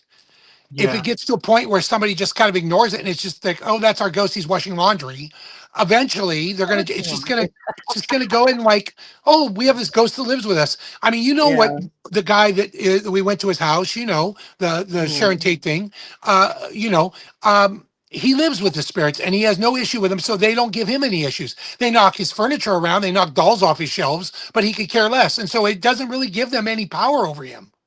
So do you think when you say they just move on, do you think they can attach to a guest that you have at their house? Absolutely. Should I put a disclaimer? Hey, I do investigations in my own fucking house. A lot of times they attach themselves to inanimate objects, a doll, a chair, and when that's picked up, it can be taken into another location, which is their hope. It's almost like piggyback. Let's hop on and see if somebody will take us somewhere else. It's a form of transportation. So there's so many facets to this. You could spend literally hours with all the different facets and ideas of this because it's been around for more than a day. It's been around for years. My recommendation for that is usually telling people to do their research about Ed and Lorraine Warren and what they did when they were alive as demonologists. And like blessing things and keeping things that were conduits for these awful beings. But also, like, I don't know, I just like to thrive. Like you said, Michael, I like to thrive in the light a little bit more. That's where I'm at. Look at the doll Annabelle, the one that causes all this issues that people talk about all the time. That doll is a Raggedy Ann. Of all the dolls to put your spirit into, that is the ultimate great doll because nobody suspects Raggedy Ann. Right. Okay. That's the reason why it was put in there, because now it's this innocent little doll that can be transferred from people to people. Right. And finally somebody figured it out and said, we're locking you away, bitch. You know? So excuse my language. So no, I love it. That's the first cuss I heard. Right? I don't cuss. So that was hilarious. Basically, you got my dander up, so to speak. So I'm training very hard right now. Like supposedly the most haunted doll in the world is Robert the Sailor doll. And that doll looks just like a little sailor guy. And nobody would suspect the sailor doll, but that's how it's being able to be moved from point A to point B. And it keeps moving through history because the spirit or whatever it is figured it out. You know, put yourself into a place where people are going to just pick you up. Because they have nothing better to do with them, with their time. Right. So my word is out to people that are messing with the Ouija board or trying to connect with spirits or manifest, is learn how to dismiss the spirits and send them back where they came from. If you're going to do this, do not bring them in without knowing how to get rid of them. Don't just leave them here, because that's what happened at what's his name's house. The television people that came in brought spirits in and left them there. So when I go into that area, I'm going, man, is this house dirty? It is so loaded with convoluted energy that nobody decided to cleanse this area. And so it just sits there year after year after year, and either you live with it or you get rid of it. So I have a question for you, Michael. I think I've asked a couple people on our show. I don't know if I've ever asked you. Why do you think people have asked me, and I don't know. I just assume, I don't know. I make up something. Why do you think spirits attach to objects like dolls, tables, Ouija boards, etc.? Oh, I think it's strictly hitchhiking. I think it's strictly, like I said earlier, it's to find a way to transport. That's what I'm going to start saying. That's exactly what I honestly think it's know. They like it. I don't know. I think it's a way to hitchhike from point A to point B, like I said earlier. And then also it's a very innocent way to connect with somebody without them thinking anything about picking you up. Thank you. So that's what I'm going to start telling people when they ask me. They you get all these haunted dolls. You talk to people. They say, "Oh, my doll moves. Look at my." I went to somebody's house and the doll literally moved on the chair while I was sitting there. I'm like, "Oh hell no!" You know, give me a match and a can of gasoline. You know. What would you say for a Ouija board though? Because a Ouija board is not innocent. Once again, it's a romantic idea for young ladies. I hate to say use ladies because it's mostly young ladies that I know that mess with them. It's a romantic idea to find out who your boyfriend's going to be. You know, they don't ask questions when they're 15, like, am I going to be a millionaire? Or am I, they want to know who they don't love me. Right. So they want to know who the spirit is that's coming through, blah, blah, blah. You know, I don't always think that it's in their best interest to do that, but it's been going on since the beginning of time, and that's what they do. But then also on the other end of the spectrum, so we can maybe like divert the conversation away from the darkness. And get a Barbie Ouija board. They have them. I feel like some entities or some spirits can attach themselves to an object or something that they just simply loved in their life. Oh, That too, absolutely. yeah, that too. Absolutely. I agree. It's the same thing. It's just you're going with the light spirit versus the dark spirit. They chose to go into something like, for example, your grandmother's apron. You may feel like when you put it on, she's part of you. Yes, absolutely. Or you smell her perfume because Absolutely. A cigarette smell or a perfume smell or a flower like a gardenia. Absolutely. Signs and messages from like the cardinal, the bird is a major sign from the crow, or the raven is a major sign from the other side. Visitors. Absolutely. It's not always dark. Right. Yeah. You know, but see, the thing with the Ouija board, once again, not to get back into that, but you're opening a door and grandma comes through. And then grandma goes back and the door's still open, and the other energy that was not grandma has now got free reign to come through the door. Right. So how do there's you there's spirits that are waiting. So you want just grandma to come through, not a bunch of others. So before we close, how do you guys close the Ouija board for anybody that is interested or doesn't know? Like if anybody like you're supposed to take it to goodbye. Like don't ever take your hands off. Say that you're ending the session and then take it goodbye. Goodbye. So any newbies? There's a goodbye for people that don't know. There is a goodbye word on the board. Yeah. Curious. There's a goodbye word on the board. Yeah. Make sure you close that shit. That's the problem. A lot of people don't do any of that shit. They just be like, "That's what I'm saying." Not doing anything, and then they like. That's what I'm saying. So if you want to know a lot of the stuff we've been talking about today, it's all available on Google. I mean, you can literally go online and ask questions, and you'll get answers because there are a lot of people out there that want to give people answers. Yeah. Mm-hmm. Yeah, and it's also all about intention too. Like if you have to put your intention in there, like you are not welcome here after I'm done. Yeah. That's like anytime we go ghost hunting, it does not matter where we are. Even if I just don't feel like I'm not ghost hunting, I don't feel super like positive about the vibe. I always like say out loud or sometimes to myself, like, you're not welcome to follow me. You have to stay here. My space is my space. Your space is your space. You gotta set the boundaries. Yeah. That's one thing I've been grateful for, honestly, like being involved in some of these investigations, like, and also going back to the idea of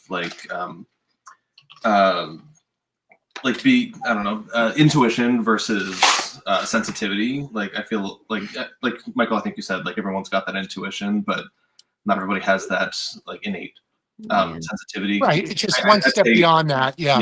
I'd say like between the two of us, I'm like I have the intuition. Cory is much more sensitive to that. So like we'll be somewhere whether we're investigating or not, and him being able to say like, this does not feel right. Like I need to physically remove myself. Yeah. So that's honestly, I think a very like safe and helpful thing in those situations, whether it's like an object, an interaction with a spirit, what have you. So having that, like both sides of that. I think, it's like a professional athlete. You learn to use the muscle. Cory, stand here for a second. Yeah. No, you learn to use the muscle. He's like a meter. You learn to use the muscle as a psychic. You know, you literally you learn, and you know, for me, it's not something I learned overnight. It's a lot of years of practice. So anybody out there that's listening to this, it's not something you learn in 2 seconds. It's something that you just learn, that your intuition's telling you something, and just pay attention to it. Be aware. Yeah. And you literally, it's just like getting older and growing and living your life. You continue to learn. You continue to develop and hone your skill, or you develop that. It's a muscle. Yeah. It's a muscle. Work it. Any profession, I don't care what it is. If you're a professional athlete, you're not an average person on the street. You are somebody who's special. So, but you didn't get that in one day. You had to build up to that. And that's the same thing as being a psychic, but you're a little beyond that. So you're not just the average person who's reading cards. I told somebody the other day, I'll make this very quick because I know I obviously talk a lot, but the person who reads cards can read the numerology, the astrology of it, and learn each card individually. Perfect. They're a tarot reader, but they're not a psychic or an intuitive reader. So they're very good at reading cards, but the tarot reader or the intuitive reader will take it one step beyond the meaning of that card. They not only read the card, they can take you further. That's the difference between a tarot reader and a psychic or a medium. It's one step beyond that. And that's somebody who's practiced or the muscle's gotten stronger. Right. That's pretty much it. And I do want to apologize for talking so much today. I apologize to everybody. How will you stop that, Michael? No, I talk too much. Stop it. Do you think I don't hear myself talk? I mean, it's like, oh my God. Listen, would you rather hear yourself talk right or hear now. nothing at all? I'd rather hear talking. No, you know, I understand. It's just that, you know what the thing is, for many, many years, I've been able to do this, and it's a form of expression for me, and I'm very passionate about it. And I really want the world, people to know, new people that have just started doing psychic, older people that have been doing it. If there's any questions, these are things that people, when I have a group of psychics here where I'm at, and I run a group of psychics here. And to be honest with you, there's multiple people there, but I mean, I'm not the only person that runs it, but generally this is a group to learn. It's a workshop because there's so many things that you don't know.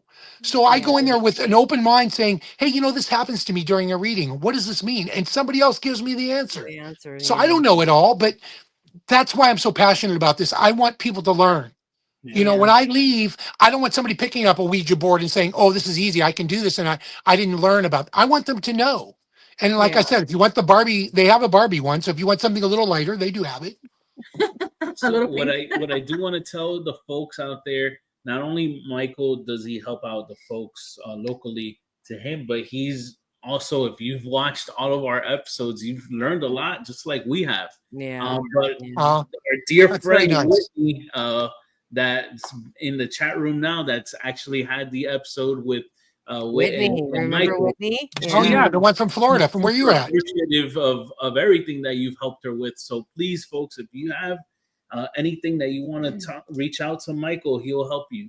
You're more than welcome. Honestly, I do this night and day. I get calls at 2 or 3 o'clock in the morning, people wanting to know certain things because, you know, people I've read for. And I always tell people, I'm only reading for you once. I'm not going to read for you every week or every month. But if you want to ask me a question, please do it. Because I have a lot of readings. I'm very booked. But the point that I'm making is I don't just do this as a one-time shot for people. I'm not a person that does that. I want to help, truly help them move on. So and that is a real medium when they can acknowledge and say, I'm willing to help you without always taking your money. I don't want to be honest, like I said, it's not that I make my living doing this. Yes. Yeah. I make my living. One of my biggest pet peeves is you can always tell a real medium versus a showman because just don't go out and barb on them with 500 questions a day, though. Oh, I get it. Believe me, it gets crazy. But you know what? I love it. I love people, and I love taking care of other human beings that just can't make it on their own. Not everybody has the answers. I don't have all of them, but I really want to help people as much as I can. No, the group that's our people that are here that watch us every week. I'm talking about the new people that are new to the channel. They're gonna be like trying to search you and you know anybody new. Yeah, you're more than welcome. I mean, please don't feel weird about that. No demons, please. I will come to your house and tear off your head. So, all right. So I do have some announcements to make, but first, I do want to give our guests a chance to plug themselves as well as tell us about anything that they have going on in the future. So, Cory and Matt, you guys go first. We unfortunately at the moment still don't have any social medias attached to the paranormal, but if you want to hear any more of my stories or our stories together, ghost stories, paranormal, all of the above, you can find me on Facebook, Cory Holtzman, or Cory Shriver Holtzman. Sorry, I got married a couple years ago. Oh my God! What is last name? Yeah, you're in big trouble, Mister Cory Shriver Holtzman. Message me, whatever. If you're in the area of here, we're actually moving back east in June, back to Pennsylvania. I know. Oh. Yes, we are. We haven't really been talking about it or telling many people. Oh, it's for sure. It's for sure. We are thinking mid-June. So, oh wow, on the East Coast, get involved with us. Go ghost hunting with us. Trying to get Joy to come and visit. And Michael, absolutely, you're welcome. And Jen and Mondo, please, all of you come. Hell yeah! All the places that we know, and I'm sure Michael being from PA too knows a ton of them. Hey, there's one thing that I've said on this show plenty of times, and it's don't threaten me with a good time, sir. I know, right? I stick to my word. Like, come and stay with us, and we'll do all the fun ghosty things. Yeah. Cool. So Michael, it's just gonna be us, buddy. I guess so, huh? You gotta live closer to Joy now. What the So, hell? Michael, See, I your said hell turn. again. Honestly, most of what I'm so, like I said, I book up tremendous amount of readings. So I'm mostly just doing readings. I do investigations, with 2 or 3 other paranormal groups besides Joy. Anybody, that's connected with me, can call me at any time. So I do whatever, kind of on the fly, so to speak. But I'm so booked up 3 to 4, 5 months in advance with readings. But I quit my job, my regular job, so to speak. And so it opened up all my daytime. So I've got multiple levels of reading that I'm doing. So it's mostly readings. I do investigations. And then I'm so connected with children's charities as a pirate, as you can see. I'm very connected with children's charities. And so if I'm not doing something with City of Hope or, Children's Hospital or whatever have you, I'm doing this. And so it's mostly that. I have no Facebook page except for my name, Michael Hanna. But if people want to ask questions, please don't feel weird about it. I don't have an issue with that. Super nice guy, you guys. He's a great. So, all of our guests have been wonderful. Cory, I agree. Yeah, I agree. Michael, yeah, everybody's been super cool. We got a tight knit little family going on. Cory, I'm not going to ask you what city you're coming from in Pennsylvania because I don't want people visiting you that much. But what area? Like, are you east or west in Pennsylvania? South Central. Okay. Oh, they have a South Central there too, huh? Yeah. Okay. We're like South Central, closer to the Maryland border. Okay. See, I'm Southwest. I'm more towards Pittsburgh. Okay. Yeah. Amish Dutch country. We're in Yeah. yeah. A lot of hex signs on the barns. It's pretty cool. We have a couple in our house. We love them. Yeah. Cory, so Todd and Carmela, they live in New Jersey, so maybe I saw that. Seriously, message me. They're amazing folks. Trust us. Message me on Facebook. Once we're back in PA, my sister and her wife and my nephew, they're all part of the ghost group that we do. We've got some other friends who are into it. We could all meet up and do some fun ghost hunting. Awesome. Yeah, well, so now it's a portion of the show where I have some announcements. So first of all, speaking of the Cocos, Todd and Carmela, they have a brand new show coming out, not tomorrow, a week from tomorrow. Okay, guys? So tune in. It's with our other good friends, Chris and Audra. The show is called Stay Haunted. So definitely check them out. Yes. Okay? That's going to be a weekly thing. And as well, we had another one of our friends in the chat room, Jenny 𝗟𝗓𝗏𝗀𝗃 and Anthony. They were in a past guest of ours on the show. We need to get Todd and Coco here. That was an amazing show. Yeah. Right? So you can check them out. That show's called Seekers Chronicles Paranormal Historians. And it's on Tuesday nights at 8:00. Oh, wait. Are they live? Live. Both of them are live. Yeah. Nice. I like the live ones because you can. It's okay because even if they're not alive, I'll still talk to them. Stay Haunted will be a live weekly show as well. Oh, of course, Todd and Carmela. There's no way I wasn't gonna plug you guys. Yeah. And then on to other announcements. So we will not be having a show next week. So stay tuned. We're going to be not here. We won't be here. It's our fault. We won't be available. So tune in to the week after. Yeah, I don't have a backup for next week. So what I can say is we will be actually helping a friend celebrate a milestone. So tune into that. Once the show gets wrapped up, we'll be a guest on one of our friends' shows. So stay tuned to that. It'll be posted on the 305 IG page and Mr. 305 as well. Yes, but that's not why we're here. Not here next week. No, of course not. But that's going to happen in between now and the next show that we have. That's going to happen. Yeah. Jenny, did you just contradict him? I was lost in a sauce, sweetie. I don't know what was going on. I had to bring her back. He threw 𝗟𝗏𝗃 mango in there, and I was like, "What's going on?" Yeah, she didn't know where I was right now. So please, everyone, please remember, if you want to get spooked, hit that notification bell, the like button, and feel free to comment. Todd and Coco, actually, real quick, tell the people in the chat where they can see your live. Yeah. Yeah. Please write it If you can type it in, I believe it's just Stay Haunted. I'll double check now, actually, if I can find that. Oh, one moment. And thank you, V, for the reminder to hit that like button. Appreciate you. And then is there obviously it's on YouTube. Can you actually like subscribe to it now before it starts? Yes, I think yes, so, because yeah. I already did. So Oh it's yeah, it is. There you go. Stay Haunted Paranormal. There you go. And there you'll see the lovely Ton and Carmela, Chris and Audra. Perfect. Okay. I'm Thank gonna you. go subscribe too. Everybody subscribe now. And that's how you show us love, is by showing love to our friends and our guests and everyone. I couldn't even get on this program today. We're gonna get bigger. We're gonna get Michael YouTube. I couldn't even get on this one. I'm like so not tech savvy. I'm still using a dial phone. All right. Just well, kidding. Just kidding. Thank you for Hanging being out with us on tonight. with us. Yes. And like I always say, thank you for watching the show. Tell grandma to stop watching Matlock and watch Spooked Coast to Coast. Next week. Bye, y'all. Bye. Good night, everybody. See you next 2 weeks. Not next week, the week after. 2 weeks. Yeah, 2 weeks.